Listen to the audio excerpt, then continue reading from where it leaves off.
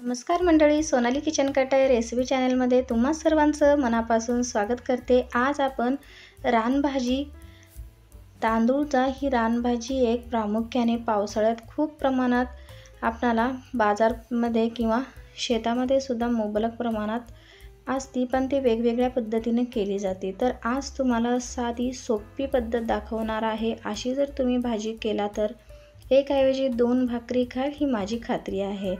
अशा पद्धतीची मस्त अशी कोवळी तांदूळ ज्याची भाजी घ्यायची। काही भागात वेगवेगळ्या नावाने सुद्धा ओळखली जाते। तुमच्याकडे ह्या भाजीला काय म्हणतात मला नक्की कमेंट्स करून सांगा।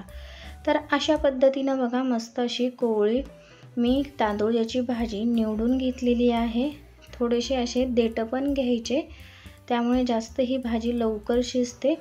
आणि नुसता पाला जर घेतला आपण, जे पानं जर घेतले ते जास्त शिजून नुसते पानच लागतात। ते देठामध्ये सुद्धा खूप प्रमाणात जीवनसत्व असतात। तर अशा पद्धतीने बघा मस्त अशी भाजी घेतलेली आहे। धुवून मी स्वच्छ एका चाळणीवर पाणी नितळायला ठेवून दिलेला आहे। एक कढई घेतली, त्यामध्ये थोडेसे जिरे घेतलेले आहे आणि कांदा घेतलेला आहे। तेल छानसं गरम झाल्यावर जिरं आणि कांदा टाकून परतून घ्यायचा आहे। अगदी झटपट सोपी अशी आणि चविष्ट भाजी लागते।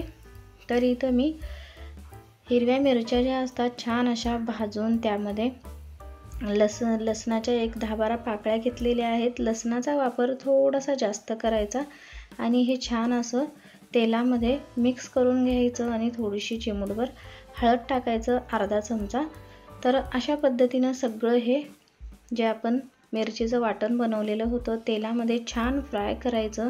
नंतरच यामध्ये धुतलेली तांदूळ ज्याची भाजी टाकून घ्यायची। सगळं पाणी नितळून घ्यायचं, त्यामुळे आपल्या भाजीला कलर पण छान येतो आणि भाजी खायला सुद्धा चविष्ट लागते। ह्यामध्ये पाणी वगैरे अजिबात राहू द्यायचं नाही किंवा टाकायचं नाही। अशा पद्धतीनं बघा आपल्याला तेलामध्ये ही भाजी टाकून द्यायची आहे। नॉर्मल भाजी अर्धवट शिजली की त्यामध्ये आपल्याला चवीपुरतं मीठ टाकून घ्यायचं आहे।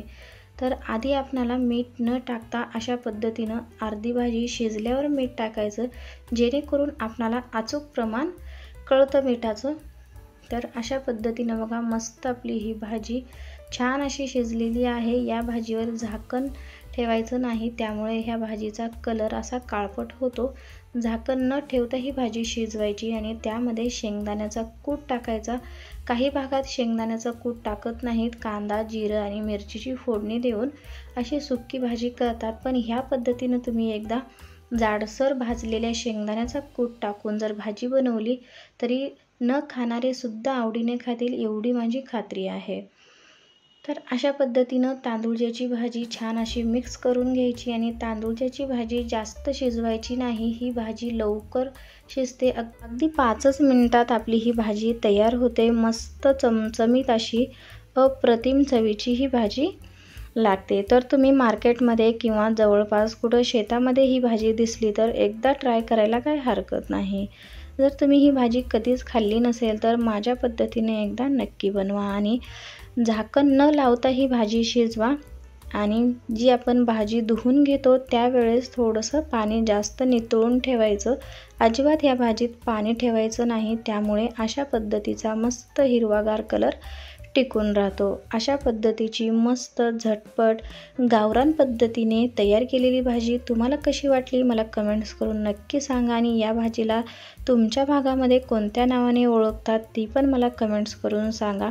अशी झटपट व गावरान पद्धतीच्या मी वेगळ्या अशा कमी तेलकट रेसिपी शेअर करत असते। त्यासाठी व्हिडिओला लाईक आणि चॅनलला सबस्क्राईब करायला विसरू नका आणि साईडला दिलेल्या घंटीवर प्रेस करा, जेणेकरून नवीन व्हिडिओचं नोटिफिकेशन तुम्हाला भेटून जाईल। एकदा जाता माझ्या चॅनलला सबस्क्राईब करा, तेवढंच मला प्रोत्साहन मिळेल। असा झटपट व पारंपरिक पदार्थ घेऊन भेटू पुढच्या व्हिडिओमध्ये।